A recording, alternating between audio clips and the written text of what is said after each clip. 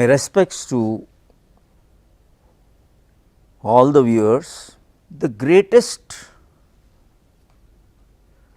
tool in spirituality is the process of meditation, and unless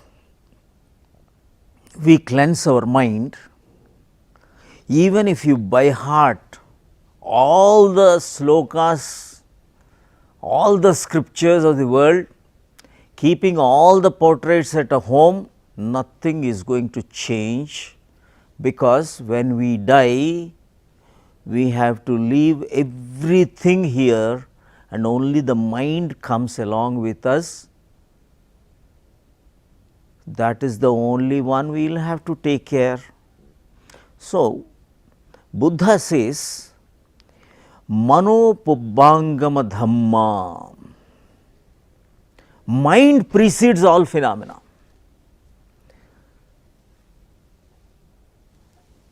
Unless the mind is cleansed, we are not going to be benefited at all. Manasecha paduttena tato nama dukkhamanveti. With a wrong mind, with a bad mind, with an impure mind, you will get only suffering. Manasecha paduttena yato nama dukkhamanveti. The suffering only will come with you if you are with a wrong mind.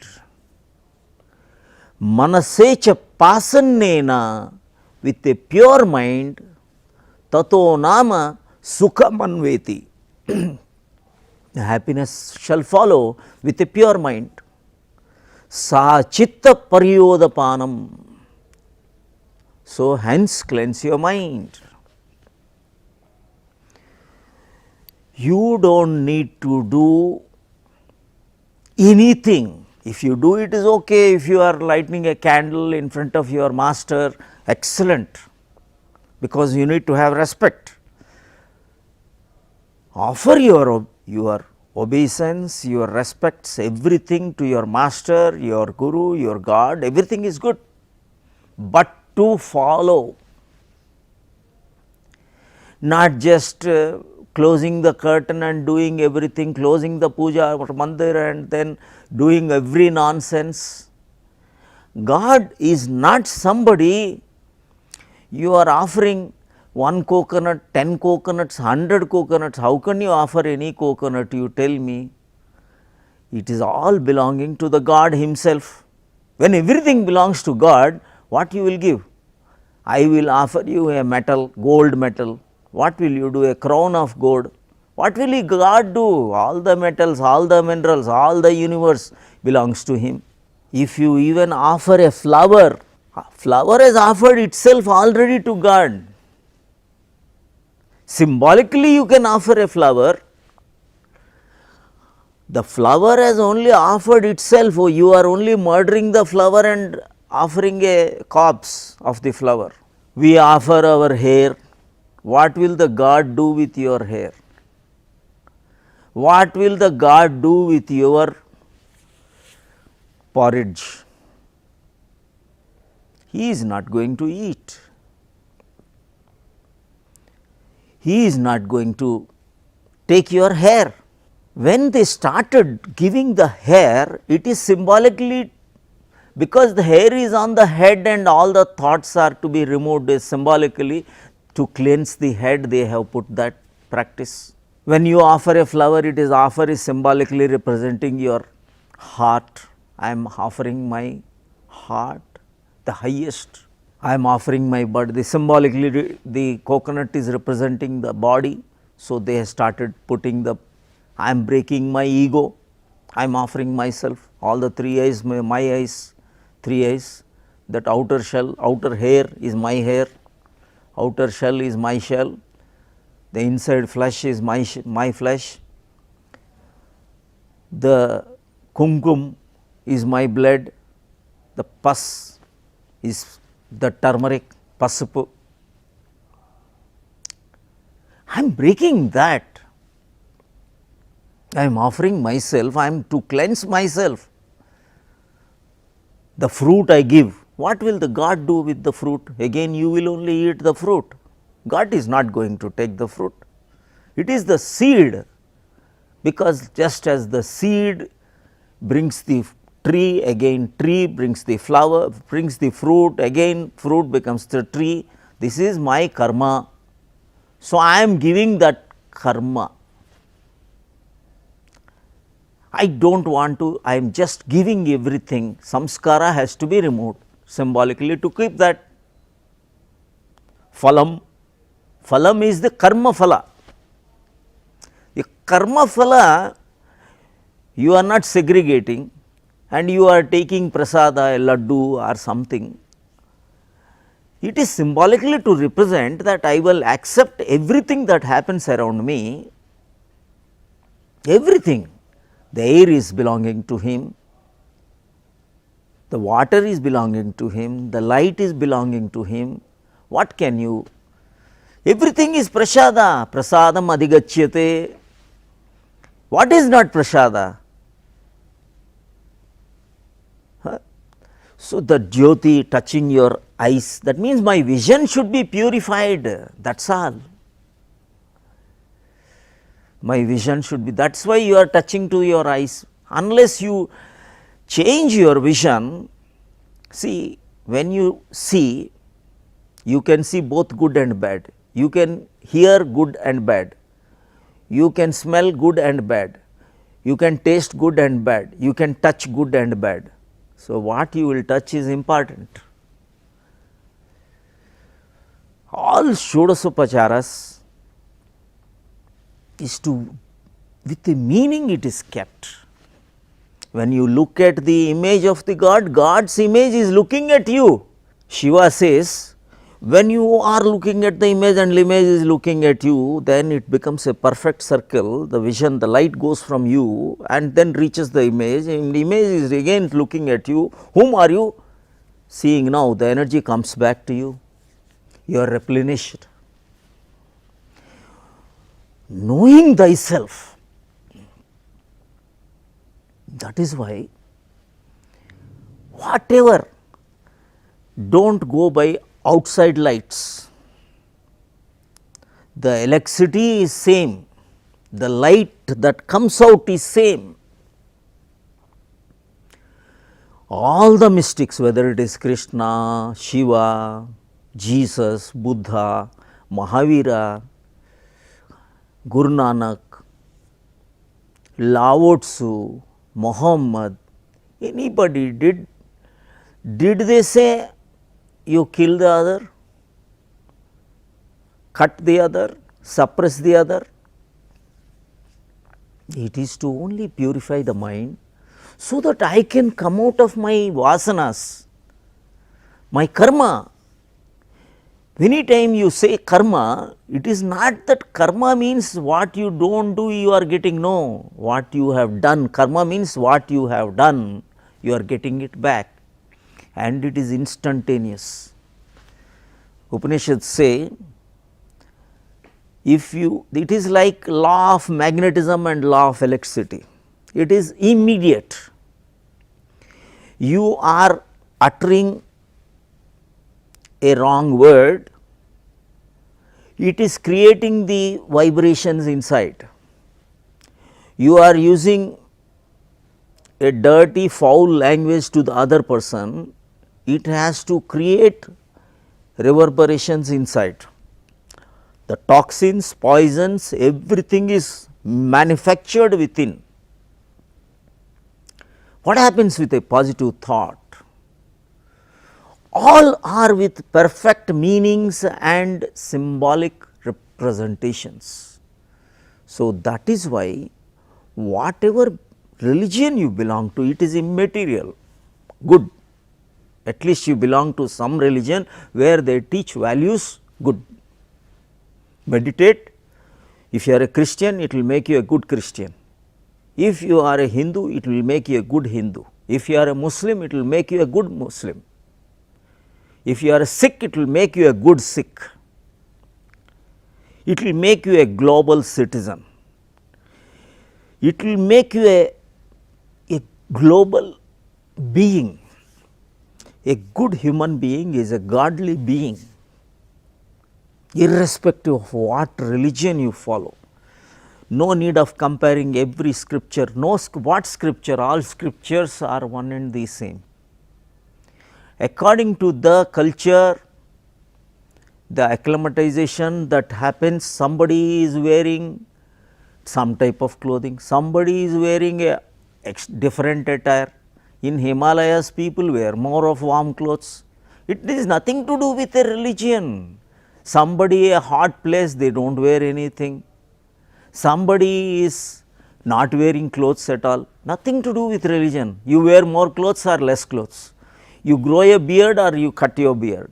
You grow a mustache or less cut your mustache, hardly matters.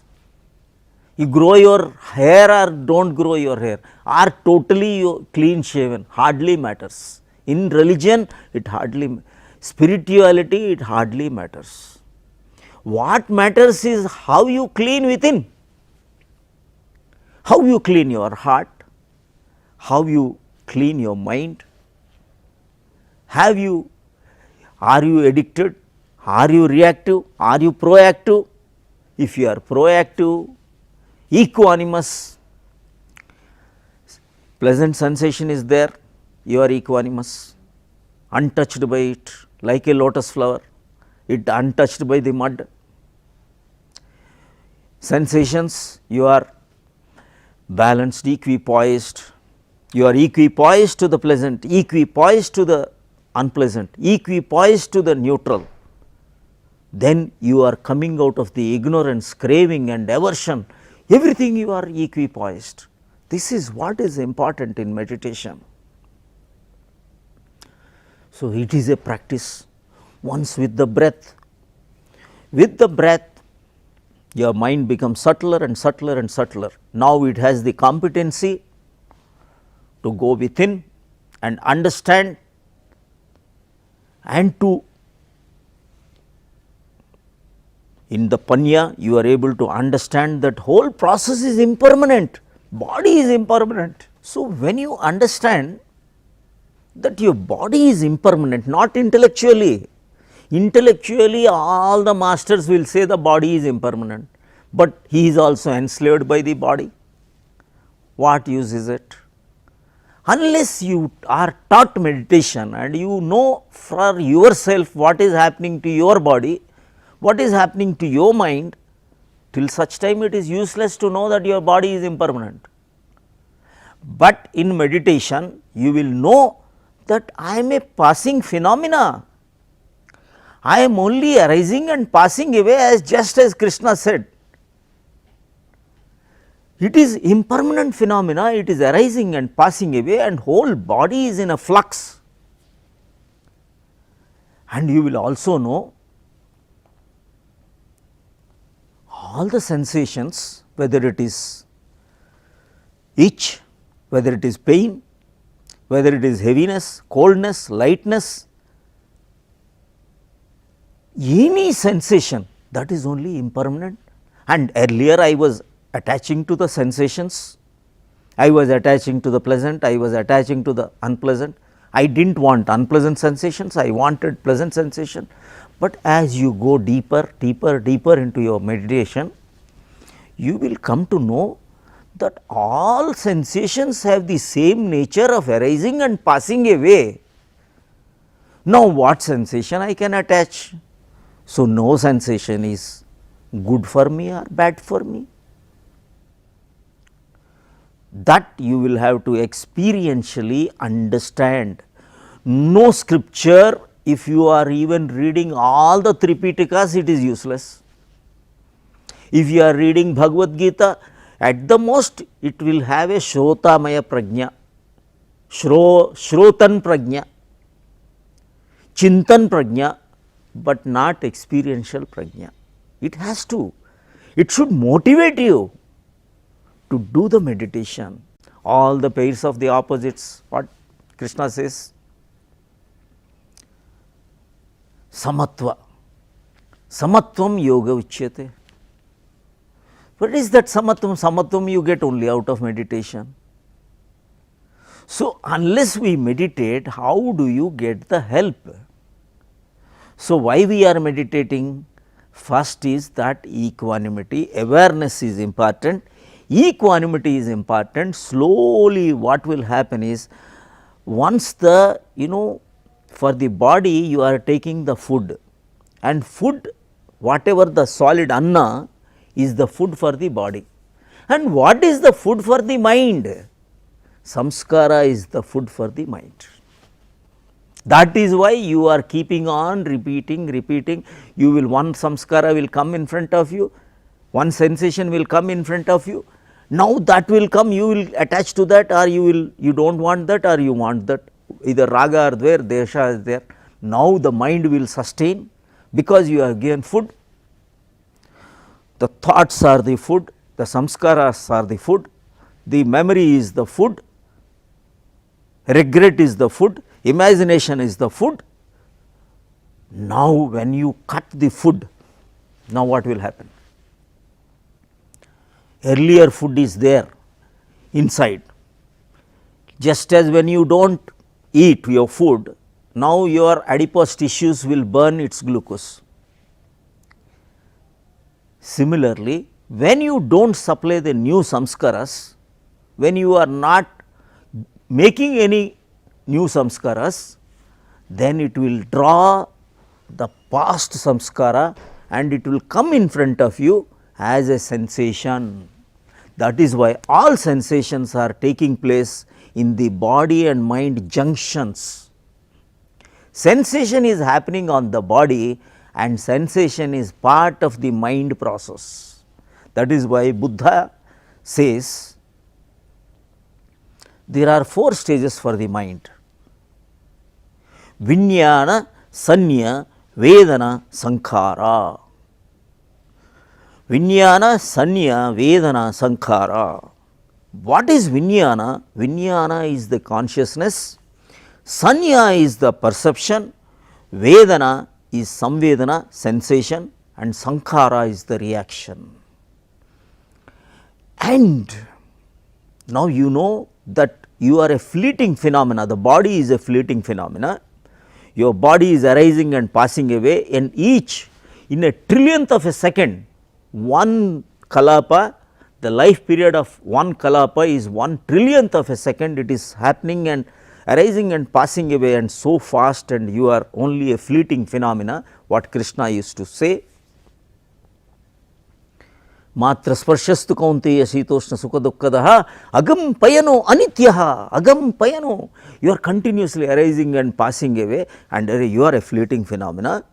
Now you will experientially understand that I am a fleeting phenomena. Who am I? This I is not me. I is not me. I is not mine also, my views also. No, I am attaching to a imaginary I, a illusory I, so called body and so called mind. Now you will understand, and Buddha says Vijnana, Sanya, Vedana, Sankhara. This is the mind, means mind is 4 stages. Vijnana means consciousness, Sanya means perception, Vedana is Samvedana, and Sankhara is the reaction. How fast this is happening? This is happening faster than the trillionth of a second. Now see, what I am thinking as permanent, it is happening so fast that you can't even imagine. And by the time you react, you are not even understanding that it is a fleeting phenomenon, you attach to it. But in meditation we will come to know that each samvedana, sensation, it is arising and passing away. The pleasant sensations, now first you will get unpleasant sensations inside your body, somewhere it is pain, somewhere there is itch, somewhere it is heaviness, throbbing, like this lot of sensations are happening in your mind. Now slowly you will know that this is a passing phenomena, experientially, not intellectually. Actually, intellectually so many people, pseudo masters also tell you that this body is permanent, impermanent, and he also wants lot of trust, lot of wealth, lot of cars, lot of, that is not useful. I am not against the possession, possession is immaterial, possessiveness is wrong, possessions is not wrong, material is not wrong, attaching to the material is wrong. Now you will understand the real aspects of desirelessness, detachment, awareness, equanimity and prajna, sthita prajna. Spirituality means these are the things. How do you get them? Only through meditation. Awareness you get from meditation, equanimity you get in meditation, then desirelessness you will get in meditation, detachment you get in meditation, equanimity you will get in meditation, prajna you will get in meditation, sthita prajna you will get in meditation. Now you tell me, by worshipping, you were worshipping, what will you get? You are trading with God continuously, trading. God, you do me that favor, this favor, and you will say that God knows everything. When God knows everything, why are you requesting Him? Why are you pleading Him? Why are you trading with Him? And you are trading with commodities which already belongs to Him. What you will kilo 1 ton of gold is also His whole existence belongs to Him. How you can trade with 1 ton of gold which you have looted from somebody? It is the existence, you can never trade with Him. Clean your mind, why should He favor you? If you repeat His name Ram, Ram, Ram millions of times, okay, it will create a good vibe, no doubt about it. But that is to temporary solution and you will have to go to a permanent solution. So, mind you, unless we go towards it, there is no moksha, there is no nirvana, there is no nibbana, there is no mukti, there is no moksha, there is no enlightenment without meditation. And I wish you all the best. God bless you.